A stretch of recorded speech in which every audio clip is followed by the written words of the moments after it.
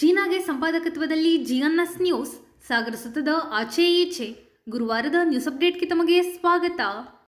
ಮುಖ್ಯಾಂಶಗಳು. ಅಭಿಯಾನದಲ್ಲಿ ತೊಡಗಿದ್ದ ರೈತ ಪ್ರಮುಖರ ಮೇಲೆ ಹಲ್ಲೆ, ರೈತ ಸಂಘದಿಂದ ಕ್ರಮಕ್ಕೆ ಒತ್ತಾಯಿಸಿ ಮನವಿ. ಬಿಜೆಪಿ ಮತ್ತು ಆರ್ಎಸ್ಎಸ್ನದ್ದು ಗೂಂಡಾ ವರ್ತನೆ ಎಂದ ಶಿವಾನಂದ ಕುಗ್ವೆ, ವಸಂತ್ ಕುಮಾರ್, ಸುಂದರ್ ಸಿಂಗ್, ರಾಘವೇಂದ್ರ ದೂಗೂರು. ಸ್ಥಳಾಂತರಕ್ಕೆ ಮನವಿ ಮಾಡಿದ್ದು ನಾವೇ, ಶಾಸಕರ ಮೇಲೆ ಗೂಬೆ ಕೂರಿಸಬೇಡಿ. ಬಿಜೆಪಿಯವರು ರಾಜಕೀಯ ಲಾಭಕ್ಕಾಗಿ ಅಪಪ್ರಚಾರ ಮಾಡುತ್ತಿದ್ದಾರೆಂದು ದೂರಿದ ಕಾನೂರು ಗ್ರಾಮಸ್ಥರು. ಹಿರಿಯ ನಾಗರಿಕರು ಮತ್ತು ವಿಶೇಷ ಚೇತನ ಮತದಾರರಿಂದ ಮನೆಯಲ್ಲಿಯೇ ಮತದಾನ ಪ್ರಕ್ರಿಯೆಗೆ ಚಾಲನೆ. ಸಫಾ ಸಂಸ್ಥೆಯಿಂದ ಉಚಿತ ಶುದ್ಧ ಕುಡಿಯುವ ನೀರು ವಿತರಣೆಗೆ ಚಾಲನೆ. ಈಗ ಸುದ್ದಿಯ ವಿವರ. ರೈತ ಮುಖಂಡರ ಮೇಲೆ ಹಲ್ಲೆ ನಡೆಸಿದ ಬಿಜೆಪಿ ಮತ್ತು ಆರ್ಎಸ್ಎಸ್ ಗೂಂಡಾಗಳ ಮೇಲೆ ಸೂಕ್ತ ಕಾನೂನು ಕ್ರಮ ತೆಗೆದುಕೊಳ್ಳುವಂತೆ ಒತ್ತಾಯಿಸಿ ಗುರುವಾರ ರೈತ ಸಂಘದ ವತಿಯಿಂದ ಉಪವಿಭಾಗಾಧಿಕಾರಿಗಳ ಕಚೇರಿಗೆ ಮನವಿ ಸಲ್ಲಿಸಲಾಯಿತು. ಈ ಸಂದರ್ಭದಲ್ಲಿ ಮಾತನಾಡಿದ ರೈತ ಸಂಘದ ರಾಜ್ಯ ಉಪಾಧ್ಯಕ್ಷ ಶಿವಾನಂದ ಕುಗ್ವೆ, ಇವರ ಸಂಯುಕ್ತ ಆಶ್ರಯದಲ್ಲಿ ಇವತ್ತೊಂದು ಪ್ರತಿಭಟನೆಯನ್ನು ಮಾಡ್ತಾ ಇದ್ದೀವಿ. ಕರ್ನಾಟಕ ರಾಜ್ಯ ರೈತ ಸಂಘ ಕಳೆದ 17ನೇ ತಾರೀಕಿನಿಂದ ಚಾಮರಾಜನಗರದ ಪ್ರೊಫೆಸರ್ ನಂಜುಂಡಸ್ವಾಮಿ ಅವರ ಸಮಾಧಿ ಅಮೃತ ಭೂಮಿ ಇದೆಯಲ್ಲ, ಅಲ್ಲಿಂದ ಒಂದು ಅಭಿಯಾನವನ್ನು ಪ್ರಾರಂಭ ಮಾಡಿದೆ. ಅಭಿಯಾನದ ಉದ್ದೇಶ ಏನಪ್ಪ ಅಂತಂದರೆ, ಈ ಬರುವ ಚುನಾವಣೆಯಲ್ಲಿ ಏನು ನಮ್ಮ 10 ವರ್ಷ ಆಡಳಿತ ಮಾಡಿದಂಥ ಮೋದಿ ನೇತೃತ್ವದ ಬಿಜೆಪಿ ಸರ್ಕಾರ ರೈತರಿಗೆ ವಂಚನೆ ಮಾಡಿದೆ, ಕಾರ್ಮಿಕರಿಗೆ ವಂಚನೆ ಮಾಡಿದೆ, ಮಹಿಳೆಯರಿಗೆ ವಂಚನೆ ಮಾಡಿದೆ, ಯುವಕರಿಗೆ ವಂಚನೆ ಮಾಡಿದೆ. ಸುಳ್ಳು ಆಶ್ವಾಸನೆಗಳನ್ನು ಕೊಡ್ತಾ ಸುಮಾರು 10 ವರ್ಷ ಕಾಲ ಇದೇ ಮೋದಿ ಸರ್ಕಾರ ಕಾಲವನ್ನು ಹರಣ ಮಾಡಿದ್ದಾರೆ.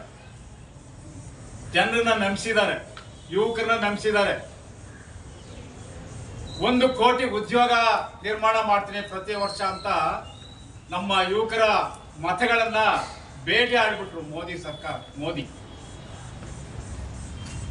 ರೈತರ ಸಾಲ ಮನ್ನಾ ಮಾಡ್ತೀನಿ, ರೈತರಿಗೆ ಒಂದು ಮಿನಿಮಮ್ ಕನಿಷ್ಠ ಬೆಂಬಲ ಬೆಲೆ ಕೊಡ್ತೀವಿ, ಸ್ವಾಮಿನಾಥನ್ ವರದಿ ಜಾರಿ ಮಾಡ್ತೀವಿ ಅಂಥೇಳಿ ಭರವಸೆ ಕೊಟ್ಟು ರೈತರನ್ನ ನಂಬಿಸಿ ರೈತರ ಮತವನ್ನು ತಗೊಂಡು ಇಲ್ಲ, ಇವತ್ತಿಗೂ ಈಡೇರಲಿಲ್ಲ.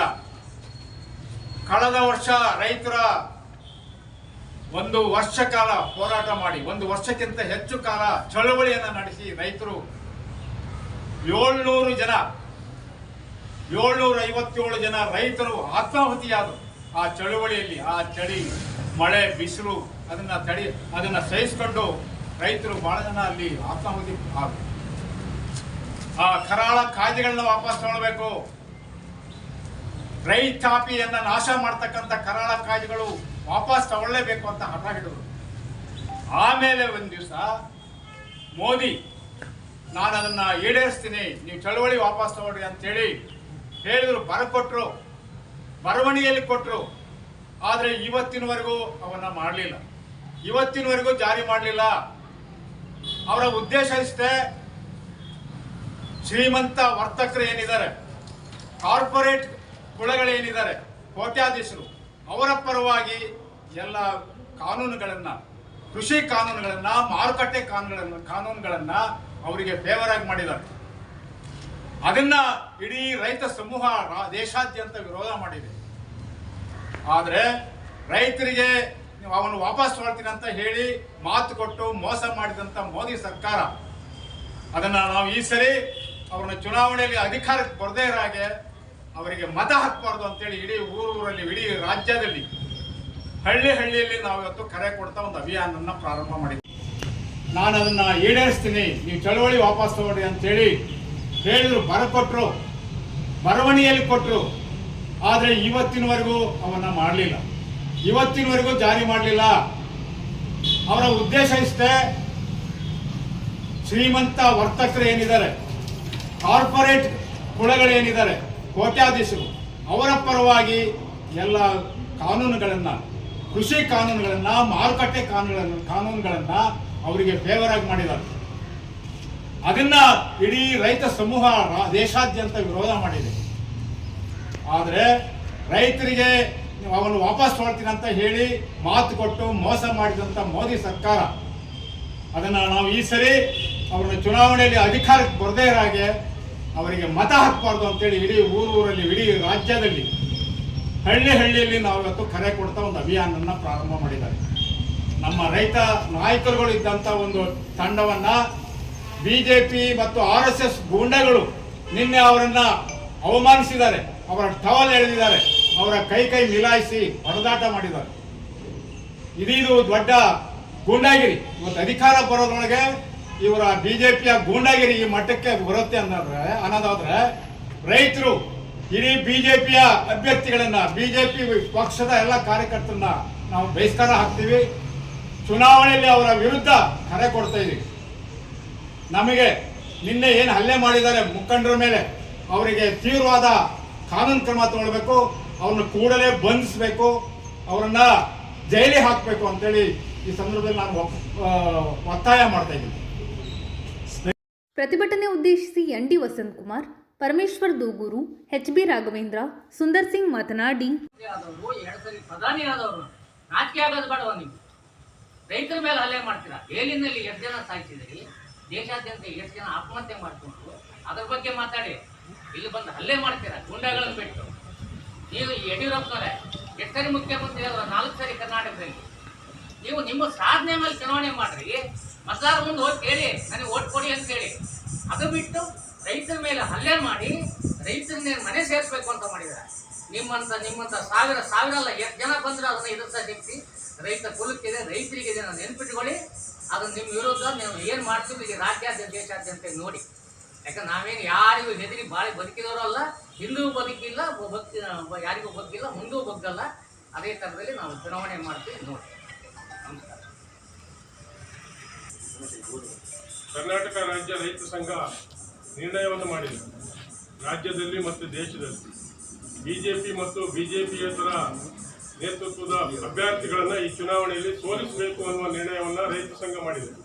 ಅದಕ್ಕೆ ಅನುಗುಣವಾಗಿ ನಿನ್ನೆ ಚಾಮರಾಜನಗರದಲ್ಲಿ ಬಡಗಲಪುರ ನಾಗೇಂದ್ರ ಮತ್ತು ಪ್ರಭು ಅವರು ಮೇಲೆ, ಈ ಇಬ್ಬರು ರೈತ ನಾಯಕರ ಮೇಲೆ BJP ಗುಂಡಾಗಳು ಹಲ್ಲೆಯನ್ನು ಮಾಡಿದ್ದಾರೆ ಚಾಮರಾಜನಗರದಲ್ಲಿ. ಇದನ್ನು ಖಂಡಿಸಿ ಇವತ್ತು ಸಾಗರದ AC ಕಚೇರಿ ಮುಂದೆ ಪ್ರತಿಭಟನೆಯನ್ನು ಮಾಡ್ತಾ ಇದ್ದೇವೆ ಹಾಗೂ AC ಅವರಿಗೆ ಮನವಿಯನ್ನು ಕೂಡ ನೀಡ್ತಾ ಇದ್ದೇವೆ. ಪ್ರಜಾಪ್ರಭುತ್ವ ವ್ಯವಸ್ಥೆಯಲ್ಲಿ ಈ ರೀತಿ ಗುಂಡಾವರ್ತನೆ ಒಳ್ಳೆಯದಲ್ಲ. ಈ BJPಯವರು ಈ ಚುನಾವಣೆಯಲ್ಲಿ ಬ್ರಹ್ಮನಿರಸನಾಗಿದ್ದಾರೆ, ರೈತ ಸಂಘದ ಹೋರಾಟಗಳಿಗೆ ಹೆದರಿದ್ದಾರೆ. ಈ ರೈತರನ್ನ ಕೂಡ ಇವತ್ತು ರೈತ ಮುಕ್ತ ಭಾರತ, ಪ್ರಗತಿಪರ ರೈತರನ್ನ ಹೊಡೆದು ಉಳಿಸಿ ಅವ್ರ ಮೇಲೆ ಹಲ್ಲೆ ಮಾಡಿ ರೈತ ಮುಕ್ತ ಭಾರತ ಮಾಡಕ್ಕೆ ಹೋಗ್ತಕ್ಕಂಥ ದೃಶ್ಯ ಕಾಣ್ತಾ ಇದೆ ಮೋದಿಯವರು. ಇದು ಈ ದೇಶದಲ್ಲಿ ಈ ತರ ನಿರ್ಣಯಗಳು ಸಾಧ್ಯ ಇಲ್ಲ ಮೋದಿಯವರಿಗೆ. ಇದು ಮೋದಿ ಮುಕ್ತ BJP ಆಗ್ಬೋದು. ಮುಂದಿನ ಈ ಚುನಾವಣೆ ಮುಗಿದ ನಂತರದಲ್ಲಿ ಮೋದಿ ಮುಕ್ತ BJP ಆಗ್ತದೆ. ಯಾಕೆ ಹೇಳ್ತಾ ಇದ್ದೀನಿ ಸ್ನೇಹಿತರೆ ಅಂದ್ರೆ, ಈ ಯಡಿಯೂರಪ್ಪನವರಿಗೆ ಈಶ್ವರಪ್ಪನವರಿಗೆ ಆದ ಗತಿನೇ ಮೋದಿಗೆ ಆಗ್ತದೆ, ಇದರಲ್ಲಿ ಸಂದೇಹ ಇಲ್ಲ. ಆದ್ರಿಂದ ರೈತರ ಕಷ್ಟಗಳಿಗೆ ತಾವು ಕೊಟ್ಟಂತಹ ಭರವಸೆಗಳನ್ನ, ಸ್ವಾಮಿನಾಥನ್ ಆಯೋಗ ಇರ್ಬೋದು, ಬೆಂಬಲ ಬೆಲೆ ಇರ್ಬೋದು, ಕೃಷಿ ಕಾಯ್ದೆ ತಿದ್ದುಪಡಿ ಇರ್ಬೋದು, ಇನ್ನಿತರ ಕಾರ್ಯಕ್ರಮಗಳನ್ನು ಅನುಷ್ಠಾನಕ್ಕೆ ತರಬೇಕಿತ್ತು. 10 ವರ್ಷಗಳಲ್ಲಿ ತಂದಿಲ್ಲ ತಾವು. ಆದ್ರಿಂದ ತಾವು ರೈತ ವಿರೋಧಿ ನೀತಿಯನ್ನ ಅನುಸರಿಸಿದ್ದೀರಿ. ಆದ್ರಿಂದ ರೈತರೆಲ್ಲರೂ ಒಗ್ಗಟ್ಟಾಗಿ BJPಯನ್ನ ಸೋಲಿಸುವ ಕ್ರಮಕ್ಕೆ ಕೈ ಹಾಕಿದ್ದಾರೆ. ಇದು ಬೂತ್ ನಲ್ಲಿ ನಡೀತದೆ. ಈ ಚುನಾವಣೆಯಲ್ಲಿ BJP ಸೋಲ್ತದೆ ಅಂತಕ್ಕಂಥ ಮಾತನ್ನೇ ನಂಜುಂಡಸ್ವಾಮಿ ಅವರು ಏನು ರೈತ ಸಂಘವನ್ನು ಕಟ್ಟಿದ್ರು, ಅದರ ಮುಂದುವರೆದ ಭಾಗವಾಗಿ ಬಡಗಲಪುರ ನಾಗೇಂದ್ರ ಅವರ ನೇತೃತ್ವದಲ್ಲಿ ಕರ್ನಾಟಕದಲ್ಲಿ ರೈತ ಸಂಘ ಬಹಳ ಗಂಭೀರವಾದಂಥ ಹೋರಾಟಗಳನ್ನು ಮಾಡಿಕೊಂಡು ಬಂದಿದೆ. ಬಹಳ ಚುರುಕಾಗಿ ಬಹಳ ಸ್ಪಂದನೆಯನ್ನು ಕೊಡ್ತಕ್ಕಂಥ ಒಂದು ತಂಡವಾಗಿ ಅದು ಕೆಲಸ ಮಾಡ್ತಾ ಇದೆ. ಕರ್ನಾಟಕದಲ್ಲಿ ಕಳೆದ 3-4 ವರ್ಷಗಳಿಂದ ನಡೆದಂಥ ಎಲ್ಲ ಜನಪರ ಚಳವಳಿಗಳಲ್ಲಿ ಮುಂಚೂಣಿಯಲ್ಲಿ ಇದ್ದಂಥದ್ದು ಬಡಗಲಪುರ ನಾಗೇಂದ್ರ ಅವರ ಬಣದ ರೈತ ಸಂಘ.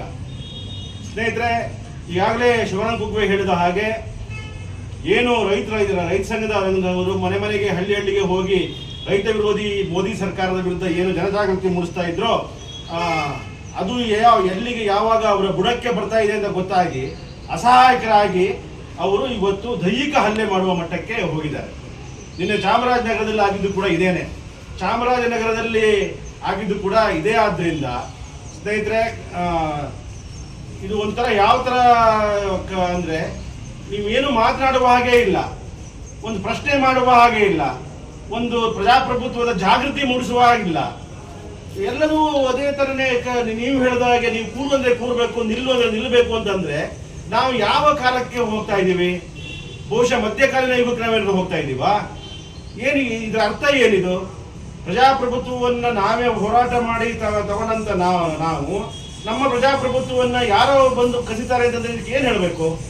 ಹಾಗಾಗಿ ಏನಿವತ್ತು ಪ್ರಜಾಪ್ರಭುತ್ವ ವ್ಯವಸ್ಥೆಯಲ್ಲಿ ನಾವೇನು ಇರಬೇಕಾದವರು ಇವತ್ತು ಮತ್ತೆ ಮಧ್ಯಕಾಲೀನ ಯುಗಕ್ಕೆ ಕರ್ಕೊಂಡು ಹೋಗಿ ಕಣ್ಣು ಕಿವಿ ಮೂಗನ್ನು ಕಿತ್ತುವಂತ ಕಾಲ ಇತ್ತಲ್ಲ, ಹಾಗೆ ಆ ರೀತಿಯಲ್ಲಿ ಇವತ್ತು ದಬ್ಬಾಳಿಕೆ, ದಮನ, ಬೆದರಿಸುವುದು ಇವೆಲ್ಲ ಮಾಡ್ತಾ ಇರೋದ್ರಿಂದ ಡೆಮಾಕ್ರಸಿಗೆ ದೊಡ್ಡ ಪೆಟ್ಟು ಬೀಳ್ತಾ ಇದೆ. ಹೋರಾಟಗಾರರು ನಿರ್ಭಯದಿಂದ ಹೋರಾಟ ಮಾಡುವಂತ, ತಮ್ಮ ವಿಚಾರವನ್ನು ಹೇಳುವಂತ, ಪ್ರಚಾರ ಮಾಡುವಂತ ಸಂದರ್ಭವನ್ನ ಕಿತ್ಕೊಳ್ತಾ ಇದ್ದಾರೆ. ಇದನ್ನ ನಾವು ಖಂಡಿಸಬೇಕಾಗಿದೆ. ಏನು ನಮ್ಮ ರೈತ ನಾಯಕರಿಗೆ ಏನು ಗೂಂಡಾಗಿರಿ ಮಾಡಿದ್ದಾರೆ, ಅವರಿಗೆ ಈಗಾಗಲೇ ಒಂದು ಹಂತದ ಕಾನೂನು ಕ್ರಮ ಕೈಗೊಳ್ಳ. ಎರಡನೇ ಹಂತದ ಚುನಾವಣೆಯನ್ನು ಕೂಡ ಈಗಾಗಲೇ ನಡೀತಾ ಇದೆ. ಹಾಗೆ ಇವತ್ತು ದೇಶದಲ್ಲಿ ತಮ್ಮೆಲ್ಲರೂ ಕೂಡ ಗೊತ್ತಿದೆ, ಈಗ ಇವರು 15 ವರ್ಷಗಳ ಕಾಲ 10 ವರ್ಷಗಳ ಕಾಲ ಇವರು ಏನು ಮಾಡಿದ್ರು ಅಂತಕ್ಕಂಥದ್ದು ಸಂಪೂರ್ಣವಾಗಿ ಗೊತ್ತಿದೆ. ಇವರ ಭರವಸೆಗಳನ್ನ, ಜನರಿಗೆ ಕೊಟ್ಟಂತ ಭರವಸೆಗಳನ್ನ ಈಡೇರಿಸ್ತೇನೆ, ಜನರಿಗೆ ಸುಳ್ಳು ಹೇಳಿ ಮೋಸ ಮಾಡಿ ಈ ದೇಶದ ಜನರಿಗೆ ದ್ರೋಹ ಮಾಡಿದ್ದಾರೆ. ರೈತರಿಗೆ ದ್ರೋಹ ಮಾಡಿದ್ದಾರೆ, ದಲಿತರಿಗೆ ದ್ರೋಹ ಮಾಡಿದ್ದಾರೆ, ಹಿಂದುಳಿದ ವರ್ಗ ದ್ರೋಹ ಮಾಡಿದ್ದಾರೆ, ಅಲ್ಪಸಂಖ್ಯಾತರಿಗೆ ದ್ರೋಹ ಮಾಡಿದ್ದಾರೆ. ಹೀಗೆ ದ್ರೋಹವನ್ನ ಮಾಡಿ ಮತ್ತೆ ಮೋದಿ ಸರ್ಕಾರವನ್ನ ತರಬೇಕು ಅಂತಕ್ಕಂಥದ್ದನ್ನ ಇವತ್ತು ಬಿಜೆಪಿಯವರು ಹೊರಟಿದ್ದಾರೆ. ಹತಾಶರಾಗಿದ್ದಾರೆ, ಇವತ್ತು ದೇಶದಲ್ಲಿ ಹತಾಶರಾಗಿದ್ದಾರೆ. ಹತಾಶರಾಗಿ ಇವತ್ತು ಹಲ್ಲೆಗಳನ್ನ ಮಾಡ್ತಾ ಇದ್ದಾರೆ. ಎಲ್ಲಾ ಕಡೆನೂ ಕೂಡ ಹಲ್ಲೆಗಳನ್ನ ಮಾಡ್ತಾ ಇದ್ದಾರೆ. ನಾವು ಇಡೀ ರಾಜ್ಯದಲ್ಲಿ, ಇಡೀ ದೇಶದಲ್ಲಿ ನಮ್ಮ ಪ್ರಗತಿಪರ ಚಿಂತಕರು, ಹೋರಾಟಗಾರರು ಏನಿದ್ದೀವಿ, ಈ ದೇಶವನ್ನ ಉಳಿಸಲಿಕ್ಕೆ ಎಲ್ಲರೂ ಕೂಡ ನಾವು ಪಣ ತೊಟ್ಟಿದ್ದೇವೆ.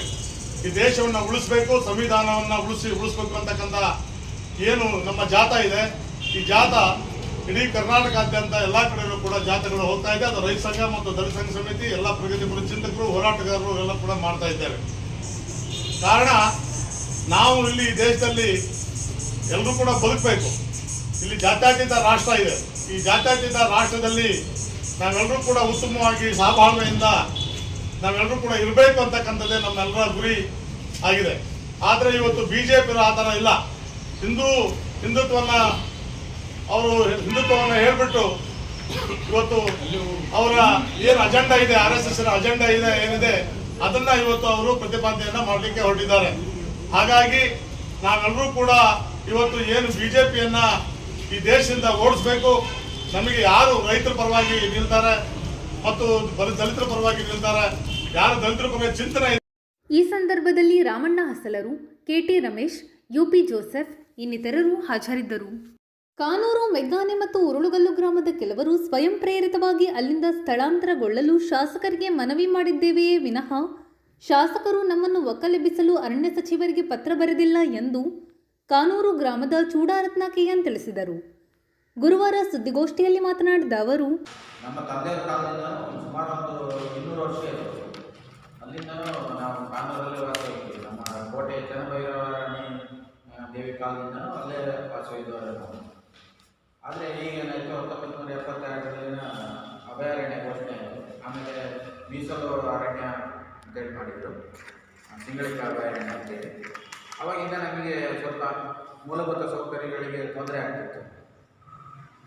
ಆದ್ದರಿಂದ ನಾವೇನು ಮಾಡಿದ್ವಿ, ಸ್ವಾಯಿಚ್ಛೆಯಿಂದ ನಾವು ಏನಪ್ಪ ಅಂದರೆ ಈಗ ವನ್ಯಜೀವಿಗಳು ನೋಡಬೇಕು, ಆಮೇಲೆ ಪರಿಸರವನ್ನು ಉಳಿಸ್ಬೇಕು ಅನ್ನೋ ಒಂದು ದೃಷ್ಟಿಯಿಂದ ನಾವು ಹೊರಗಡೆ ಹೋಗಿ ವಾಸ ಮಾಡ್ತೀವಿ ಅಲ್ಲಿಂದ ಅಂತೇಳಿ ಅರಣ್ಯ ಇಲಾಖೆಗೆ ನಾವು ಮನವಿ ಕೊಡ್ತೀವಿ ಕೂಡ. ಸುಮಾರು ಹೆಚ್ಚು ಕಡಿಮೆ ಒಂದು 10 ವರ್ಷ ಆಯಿತು. ಇದುವರೆಗೂ ಯಾವುದೇ ಗೌರ್ಮೆಂಟ್ ಸಮೇತ ಅದ್ರ ಬಗ್ಗೆ ಕಾಳಜಿ ವಹಿಸಿಲ್ಲ, ಯಾವುದೇ ಅಧಿಕಾರಿಗಳು ಸಮೇತ ಕಾಳಜಿ ವಹಿಸಿರಲಿಲ್ಲ. ಆವಾಗ ನಾವೇನು ಮಾಡಿದ್ವಿ, ಹಾಗೆ ಈಗ ಮಾಡ್ತಾ ಇದ್ವಿ. ಯಾವುದೇ ಮೂಲಭೂತ ಸೌಕರ್ಯಗಳು ಇಲ್ಲ. ಮಕ್ಕಳಿಗೆ ಓದಬೇಕಂದ್ರೆ ಶಾಲೆಗಳಿಲ್ಲ, ಕಾಲೇಜುಗಳಿಲ್ಲ ಹತ್ತಿರದಲ್ಲಿ. ಆಮೇಲೆ ನೆಟ್ವರ್ಕಿಂಗ್ ಸಿಕ್ಕಾಪಟ್ಟೆ ಸಮಸ್ಯೆ. ಇವಾಗ ಫೋನ್ ಇಲ್ಲ ಅಂದರೆ ಏನೂ ಇಲ್ಲ ಅಂತಲೇ ಅರ್ಥ. ಹಾಗೆ ಮುಂದುವರಿತಾ ಬಂದ್ವಿ. ಆಮೇಲೆ ನಾವು ಈಗ ಒಂದು 2 ವರ್ಷದಿಂದ 2-3 ವರ್ಷ 2019ರಲ್ಲಿ ಯಡಿಯೂರಪ್ಪ ಮುಖ್ಯಮಂತ್ರಿ ಆದಾಗ ಕಾಂಪೌಂಡಲ್ಲಿ ನಮಗೆ ಅದಕ್ಕೆ ಅವಕಾಶ ಇದೆ ಮಾಡಿಕೊಡಿ ಅಂತೇಳಿ ಸಮೇತ ಲೆಟರ್ ಸಮೇತ ಮಾಡಿದ್ವಿ. ಅದಕ್ಕೂ ಏನು ಸ್ಪಂದನೆ ಬಂದಿಲ್ಲ ನಮಗೆ. ಅದ್ರ ಬಗ್ಗೆ ಸುಮ್ಮನೆ ಲೆಟರ್ ಹಾಕೋದು ಬಿಡೋದು ಇದನ್ನೇ ಮಾಡ್ತಾ ಇದ್ವಿ. ಹಾಗಾಗಿ ನಾವು ನಮ್ಮ ಮಾನ್ಯ ಶಾಸಕರು ಗೋಪಾಲಕೃಷ್ಣವ್ರ ಹತ್ರ ಒಂದ್ಸರಿ ಬಂದು ಮನವಿ ಮಾಡಿದ್ವಿ. ಈ ಥರ ನಾವು ಕೊಟ್ಟಿದ್ದೀವಿ 10 ವರ್ಷದಿಂದ ಹಿಂಗೆ ಮಾತಾಡ್ತಾ ಇದ್ದೀವಿ ಅಷ್ಟೇ, ಏನೋ ಕ್ರಮ ಆಗ್ತಾ ಇಲ್ಲ ಅಂತೇಳಿ. ಆ ಟೈಮಲ್ಲಿ ಅವರು ಪಾಪ ಸ್ಪಂದಿಸಿದ್ರು ನಮಗೆ. ನಿಮಗೆ ಅದಕ್ಕೆ ಏನು ಬೇಕು ನಾನು ಮಾಡ್ತೀನಿ, ಕೊಡ್ತೀನಿ, ಆ ಥರ ವ್ಯವಸ್ಥೆ ಮಾಡಿಕೊಡ್ತೀನಿ ಅಂತೇಳಿ. ಅವರು ಪಾಪ ಇವರಿಗೆ ಈಶ್ವರ್ ಖಂಡ್ರೆ ಅವರಿಗೆ ಎಲ್ಲ ಲೆಟರ್ ಮಾಡಿ ಅಲ್ಲಿಂದ ಅದು ಕಾರ್ಯಪ್ರವೃತ್ತ ಆಯಿತು ಸ್ವಲ್ಪ. ಈಗ ಏನಾಯ್ತು ಅಂದರೆ ಅದು ಹೆಂಗ ಇದಾಯಿತು. ಆಮೇಲೆ ಇವರು ಬಂದು ಈಗ BJP ಅವರು ಉದ್ದೇಶಪೂರ್ವಕವಾಗಿ ಇದು ಮಾಡ್ತಾ ಇದ್ದಾರೆ.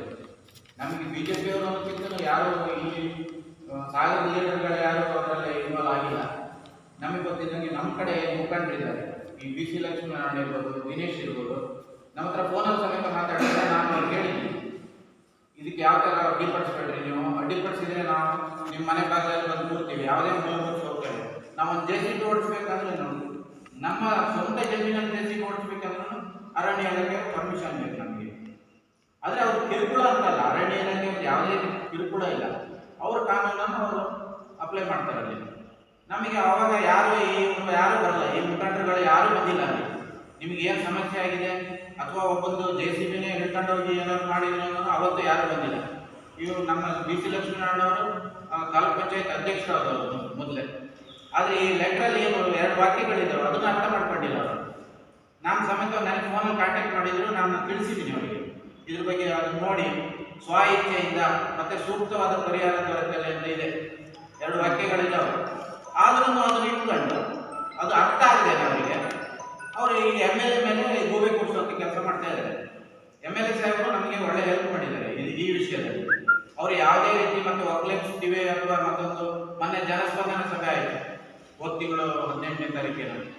ಅವಾಗ ಹೇಳಿದ್ದಾರೆ ಎಲ್ಲರಿಗೂ ನಾವು ಯಾವ್ಯಾವ ಮೂಲಭೂತ ಸೌಕರ್ಯ ಹೇಳಬೇಕು ಅರಣ್ಯ ಇಲಾಖೆ ಒಟ್ಟಿಗೆ ಮಾತಾಡ್ತೀನಿ, ಅದನ್ನ ಮಾಡಿಕೊಡ್ತೀನಿ ಅಂತಲೂ ಹೇಳಿದ್ದಾರೆ. ಆದರೂ ನಮಗೆ ಅದರಲ್ಲಿ ತೃಪ್ತಿ ಇಲ್ಲ, ನಾವು ಹೊರಗಡೆ ಬರೋಕ್ಕೆ ಬಯಸ್ತಾ ಇದ್ದೀವಿ. ಆದ್ದರಿಂದ ಈ ಥರ ಮಾಡಿದರೆ ನಾವು ಯಾವ BJP ಮುಖಂಡರಿರ್ಬೋದು ಅಥವಾ ಬೇರೆ ಯಾರ ಮುಖಂಡರಿರ್ಬೋದು, ಅವ್ರು ಏನಾದರೂ ನಮಗೆ ಅಡ್ಡಿಪಡಿಸಿದ್ರು ಅಂದರೆ ಅವ್ರ ಮನೆ ಬಾಗಿಲಲ್ಲಿ ನಾವು ಸ್ಟ್ರೈಕ್ ಮಾಡ್ತೀವಿ. ಮತ್ತೆ ಹೇಳಲಿಕ್ಕಾಗಲ್ಲ, ಏನು ಅವತ್ತು ನೇಣ ಹಾಕೊಂಡು ಹಾಕೋಬೋದು, ವಿಷ ಕುಡಿದು ಕುಡಿಬೋದು, ಅಂಥ ಪರಿಸ್ಥಿತಿ ಬರುವಂಥ ನಿರೀಕ್ಷೆ ಇದೆ. ನಾವು ಆ ಥರ ಮಾಡೋಕ್ಕೆ ತಯಾರಿದ್ದೀವಿ, ಯಾರು ಅದರಲ್ಲಿ ಏನು ಅಂಜಿಕೆ ಇಲ್ಲ. ನಾವೇನೋ ಒಂದು 18 ಚಿಲ್ಲರೆ 17 ಕುಟುಂಬಗಳೇನ ಕೊಟ್ಟಿದ್ದೀವಿ ಮನವಿನ. ಅವರಷ್ಟು ಜನ ಏನು ನಮಗಿಂತ ಹೊರಗಿಲ್ಲ, ಯಾರು ಎಲ್ಲರೂ ಒಂದೇ ಇದರಲ್ಲೇ ಇದ್ದೀವಿ, ಒಗ್ಗಟ್ಟಾಗೇ ಇದ್ದೀವಿ, ಯಾವುದೇ ರೀತಿ ಇದಿಲ್ಲ. ಇವರು ಸುಮ್ಮನೆ ಹೇಳ್ತಾರೆ ಊರುಗಳವರು ಹೋಗಕ್ಕೆ ತಯಾರಿಲ್ಲ ಅಂತ. ಊರುಗಳವರು ಇದ್ದಾರೆ, ಕೊಟ್ಟಿದ್ದಾರೆ. ಇಲ್ಲಿ ನಮ್ಮ ಹತ್ರ ಲೆಟ್ರ್ ಇದೆ ಅವ್ರಿಗೂ, ಇದೆಲ್ಲ ಊರುಗಳವರು ಕೊಟ್ಟಿದ್ದೀವಿ, ಊರುಗಳ ಗ್ರಾಮದವರು. ಇವ್ರಿಗೆ ಪಾಪ ಮದುವೆ ಆಗಬೇಕಂದ್ರೆ ಹುಡುಗಿ ಕೊಡ್ತಾ ಇಲ್ಲ ಯಾರು, ಅಷ್ಟೊಂದು ಕೀಳ್ಪಟ್ಟವನ್ನು ನೋಡ್ತಾರೆ ಅಲ್ಲಿ ಅಭಯಾರಣ್ಯ ಅಂತ. ಯಾರು ಜಮೀನು ತಗೊಳಕ್ಕೆ ಯಾರು ಹೊರಗಡೆ ಯಾರು ಬರ್ತಾ ಇಲ್ಲ. ಅಲ್ಲಿ ಬಂದರೆ ರಿಜಿಸ್ಟರ್ ಆಗಲ್ಲ, ಅದಾಗಲ್ಲ, ಇದಾಗಲ್ಲ ಅಂತೇಳಿ ಅದಕ್ಕೂ ತೊಂದರೆ ಆಗ್ತಿದೆ ಅವರಿಗೆ. ಅವ್ರ ಪಾಪ ಒಂದಿನ ತಿರುಗಾಡ್ಬೇಕಂದ್ರೆ ಅವರಿಗೆ ಅಷ್ಟೊಂದು ಇದಿದೆ. ಬೆಳಿಗ್ಗೆ 4:30-5 ಗಂಟೆಗೆ ಬಂದರೆ ಬಸ್ ಸಿಗುತ್ತೆ, ಇಲ್ಲಾಂದರೆ ಬಸ್ ಸಿಗಲ್ಲ, ಕಾಲ್ನಡಿಗೆಲ್ಲ ಹೋಗ್ಬೇಕು. ಅಲ್ಲಿಂದ ಒಂದು 8 ಕಿಲೋಮೀಟರ್ ಆಗುತ್ತೆ, ಕಾನೂರಿಂದನೂ 8 ಕಿಲೋಮೀಟರ್. ಬಿಳಿಗಾರ ಒಂದು ಸ್ವಲ್ಪ ಪಂಚಾಯತ್ ವ್ಯವಸ್ಥೆಗೆ ಬರ್ಬೇಕಂದ್ರೆ ಒಂದು 15 ಕಿಲೋಮೀಟರ್ 20 ಕಿಲೋಮೀಟರ್ ಬರಬೇಕು. ಹೆಂಗೆ ಜೀವನ ಮಾಡೋಕ್ಕಾಗುತ್ತೆ ಪಾಪ. ಇವ್ರು ಹೇಳ್ತಿಲ್ಲ ಈಗ ಪರಿಹಾರ 15 ಲಕ್ಷ ಅಂತ. 15 ಲಕ್ಷ ಅಂತ ನಾವೇನು ಫಿಕ್ಸ್ ಮಾಡಿಲ್ಲ, ಇಲಾಖೆಯವರು ಯಾರು ಫಿಕ್ಸ್ ಮಾಡಿಲ್ಲ, ಯಾರು ಹೇಳಿಲ್ಲ 15 ಲಕ್ಷ ಅಂತ. ಇವ್ರು ಸುಮ್ಮನೆ ಓಡಿಸ್ಕೊಂಡು ಅದನ್ನ 15 ಲಕ್ಷಕ್ಕೆ ಹೋಗ್ತೀರಿ ಅಂತ. ನಮ್ಮ ಇಷ್ಟ, ಅದು ನಮ್ಮ ಅಪ್ಪನ ಆಸ್ತಿನ ನಾವು ಕೊಡ್ತಾ ಇದ್ದೇವೆ, ಬೇರೆ ಯಾರ ಅಪ್ಪನ ಆಸ್ತಿನೂ ಮಾಡ್ತಾ ಇಲ್ಲ ನಾವು, ಅಥವಾ ಕೊಡ್ತಾ ಇಲ್ಲ ಬೇರೆ ಅರಣ್ಯ ಇಲಾಖೆ ಕೊಡ್ತಾ ಇಲ್ಲ. ಹಂಗಿದ್ದಾಗ ಇವ್ರು ಯಾಕೆ ನಮಗೆ ಅಬ್ಜೆಕ್ಷನ್ ಮಾಡಬೇಕು? ನಮ್ಮ ಸ್ವಾತಂತ್ರ್ಯ ಇದೆ, ಭಾರತ ದೇಶದ ಸ್ವಾತಂತ್ರ್ಯ ಇದೆ, ಹಕ್ಕಿದೆ ನಮಗೆ, ಎಲ್ಲಿ ಬೇಕಾದ್ರೂ ಹೋಗಿ ಜೀವನ ಮಾಡ್ಬೋದು. ಆದ್ರೂ ನಮಗೆ ಯಾಕೆ ಈ ಥರ ಅಡ್ಡಿಪಡಿಸೋದು? ಫೋನಂತ ಹೇಳಿದ್ದೀನಿ ಮತ್ತೆ ನಾನು ಅವರಿಗೆ ಈ ಥರ ಮಾಡಬೇಡ್ರಿ ನೀವು ಅಂತ. ಆದ್ರೂ ಮಾಡ್ತಾ ಇದ್ದಾರೆ, ಉದ್ದೇಶಪೂರ್ವಕನೇ ಅಂತ ನಾನು ಹೇಳ್ತೀನಿ. ನಿಮಗೆ ಯಾವುದೇ ಕಾರಣಕ್ಕೂ ಉದ್ದೇಶಪೂರ್ವಕ ಇಲ್ಲ ಮಾಡೇ ಇಲ್ಲ. ಅಲ್ಲಿ ಬಂದವರೆಲ್ಲರೂ BJP ಅವರೇ. ಗೋಷ್ಠಿಯಲ್ಲಿ ಪಾರ್ಶ್ವನಾಥ್ ಕಾನೂರು, ಪ್ರೀತಮ್ ಕುಮಾರ್, ಕಾಂತರಾಜ್ KN, ನಿತೀಕ್ಷಾ ಇನ್ನಿತರರು ಹಾಜರಿದ್ದರು. ಹಿರಿಯ ನಾಗರಿಕರಿಗೆ ಮತ್ತು ವಿಶೇಷಚೇತನರಿಗೆ ಮನೆಯಲ್ಲಿಯೇ ಮತ ಹಾಕುವ ಕಾರ್ಯಕ್ರಮ ಯಶಸ್ವಿಯಾಗಿ ನಡೆಯುತ್ತಿದೆ ಎಂದು ಉಪವಿಭಾಗಾಧಿಕಾರಿ ಯತೀಶ್ ಆರ್ ತಿಳಿಸಿದರು. ಸಾಗರದ ಚುನಾವಣಾ ಆಯೋಗದಿಂದ ಗುರುವಾರ ಹಿರಿಯ ನಾಗರಿಕರು ಮತ್ತು ಅಂಗವಿಕಲರಿಗೆ ಮನೆ ಮನೆಗೆ ತೆರಳಿ ಮತ ಹಾಕಿಸುವ ಕಾರ್ಯಕ್ರಮದ ಸ್ಥಳಕ್ಕೆ ಭೇಟಿ ನೀಡಿ ಅವರು ಮಾತನಾಡುತ್ತಿದ್ದರು. ಹೇಳಿ ಸರ್. ನಮಸ್ತೆ. ಎಲ್ಲರಿಗೂ ಗೊತ್ತಿರೋ ಹಾಗೆ ಲೋಕಸಭಾ ಚುನಾವಣೆ ವೋಟಿಂಗ್ ಆಲ್ರೆಡಿ ಸ್ಟಾರ್ಟ್ ಆಗಿದೆ. ನಾವೀಗ ಮನೆ ಮನೆ ವೋಟಿಂಗ್ ಅಂದರೆ ಹೋಮ್ ವೋಟಿಂಗ್ ಸೀನಿಯರ್ ಸಿಟಿಸನ್ಸ್ಗೆ ಮತ್ತು PWD ಅವರಿಗೆ ಹೋಮ್ ವೋಟಿಂಗನ್ನು ಆಲ್ರೆಡಿ ಶುರು ಮಾಡಿದ್ದೇವೆ. 542 ಮತಗಳು ನಮ್ಮ ಸಾಗರ ವಿಧಾನಸಭಾ ಕ್ಷೇತ್ರ, ಶಿವಮೊಗ್ಗ ಲೋಕಸಭಾ ಕ್ಷೇತ್ರದೊಳಗೆ ಬರ್ತದೆ. ಅದರದ್ದು ಆಲ್ರೆಡಿ ಇವತ್ತು ಶುರುವಾಗಿದೆ. ಸುಮಾರು ಇವತ್ತು 270ರಿಂದ 280 ಓಟನ್ನು ನಾವು ಇವತ್ತು ಹಾಕಿಸಲಿದ್ದೇವೆ. ನಾಳೆಗೆ ಇನ್ನು ಮಿಕ್ಕಿದ್ದ ಓಟನ್ನು ಹಾಕಿಸ್ತಿದ್ದೇವೆ. 25ರಿಂದ 30ನೇ ತಾರೀಕು ಒಳಗೆ ಯಾರ್ಯಾರು ಮನೆ ಮತದಾನಕ್ಕೆ ಅರ್ಜಿಯನ್ನು ಹಾಕಿದ್ದಾರೆ ಅವರಿಗೆಲ್ಲರಿಗೂ ಅವಕಾಶ ಇರ್ತದೆ. 2 ಬಾರಿ ನಮ್ಮ ಮತದಾನದ ತಂಡ ಬರ್ತಾರೆ. ದಯವಿಟ್ಟು ನೀವು ಮನೆಯಲ್ಲಿದ್ದು ದಯವಿಟ್ಟು ಮತದಾನವನ್ನು ಮಾಡಿ 100% ಮತದಾನ ಆಗೋ ರೀತಿ ನೀವು ಸಹಕಾರ ಮಾಡಬೇಕು ಅಂತ ಎಲ್ಲ ಮತದಾರರನ್ನು ನಾವು ಕೇಳ್ತೀವಿ. ಸರ್ ಒಂದು ಟೀಮಲ್ಲಿ ಯಾರೆಲ್ಲ ಇರ್ತಾರೆ ಸರ್? ಒಂದು ಟೀಮ್ನಲ್ಲಿ ನಮ್ಮ ಸೆಕ್ಟರ್ ಆಫೀಸರ್ ಅವರು ಪೋಲಿಂಗ್ ಆಫೀಸರ್ ಆಗಿರ್ತಾರೆ, BLO ಸೂಪರ್ವೈಸರ್ ಅವರು ಸೆಕೆಂಡ್ ಪೋಲಿಂಗ್ ಆಫೀಸರ್ ಆಗಿರ್ತಾರೆ, ಒಂದು ಪೊಲೀಸ್ ಸಿಬ್ಬಂದಿ ಇರ್ತಾರೆ ಭದ್ರತೆಗಾಗಿ, ಹಾಗೂ ನಮ್ಮ ಮೈಕ್ರೋ ಅಬ್ಸರ್ವರ್ ಒಬ್ಬರು ಇರ್ತಾರೆ, ಹಾಗೂ ಇವರೆಲ್ಲರಿಗೂ ಅಸಿಸ್ಟ್ ಮಾಡಲಿಕ್ಕೆ ನಮ್ಮ ಗ್ರಾಮ ಸಹಾಯಕರು ಮತ್ತು ನಮ್ಮ BLOs ಆನ್ ಗ್ರೌಂಡು. ಈ ಸಂದರ್ಭದಲ್ಲಿ ಅಧಿಕಾರಿಗಳಾದ ಮಂಜಪ್ಪ, ವೆಂಕಟೇಶ್, ಪ್ರವೀಣ್, ಮುರಳಿ, ಪ್ರಮೀಳಾ, ಕೋಮಲ, ಮುಜಸಿಂಬಾನು ಇನ್ನಿತರರು ಹಾಜರಿದ್ದರು. ಸಾಗರ BH ರಸ್ತೆಯ ಬಸ್ ನಿಲ್ದಾಣದಲ್ಲಿ ಗುರುವಾರ ಸಫಾ ಬೈತುಲ್-ಮಾಲ್ ಸಂಸ್ಥೆ ವತಿಯಿಂದ ಉಚಿತವಾಗಿ ಶುದ್ಧೀಕರಿಸಿದ ಕುಡಿಯುವ ನೀರಿನ ಘಟಕವನ್ನು ಪುರಸಭೆ ಮಾಜಿ ಉಪಾಧ್ಯಕ್ಷ ಮಕ್ಬುಲ್ ಅಹಮದ್ ಉದ್ಘಾಟಿಸಿದರು. ಈ ಸಂದರ್ಭದಲ್ಲಿ ಸಂಸ್ಥೆಯ ಅಧ್ಯಕ್ಷ ಮೌಲಾನಾ ಕಲೀಮುಲ್ಲಾ, ರಹೀಂ ಸಾಬ್, ಅಬ್ದುಲ್ ಮೊಹಿಸ್ ಖಾನ್, ಹಾಫೀಸ್, ಶಫೀವುಲ್ಲಾ, ಬಾಷಾ ಸಾಬ್, ಜಫರುಲ್ಲಾ, ಮೌಲಾನಾ ಸಿರಾಸ್, ಮೊಹಮ್ಮದ್ ಗೌಸ್, ಹಾಫೀಸ್ ಅಂಜುಮ್ ಇನ್ನಿತರರು ಹಾಜರಿದ್ದರು. ಇದು ಗುರುವಾರದ ಸಮಗ್ರ ಸುದ್ದಿ. ನಿರಂತರ ಸುದ್ದಿಗಾಗಿ ನೋಡ್ತಾ ಇರಿ GNS ನ್ಯೂಸ್. ನಮಸ್ಕಾರ.